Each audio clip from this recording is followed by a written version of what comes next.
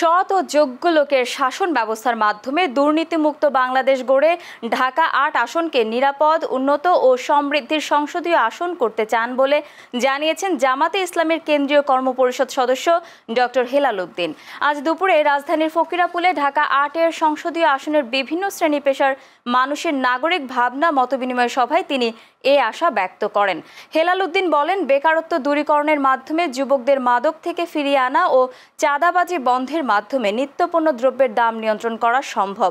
নারী, শিশু ও সংখ্যালঘুদের নিরাপত্তার ব্যবস্থা করা সহ জনগণকে সাথে নিয়ে সমস্যাগুলো চিহ্নিত করে সমাধান করা হবে বলেও জানান তিনি। এ সময় মহানগরের নেতাকর্মীরা উপস্থিত ছিলেন। ইনশাআল্লাহ ঢাকা ৮ আসনকে একটি নিরাপদ, উন্নত এবং সমৃদ্ধ ঢাকা ৮-এ পরিণত করতে চাই। আল্লাহ আমাদের তৌফিক দান করুন। সৎ এবং যোগ্য লোকের শাসন চাই, দুর্নীতিমুক্ত বাংলাদেশ চাই।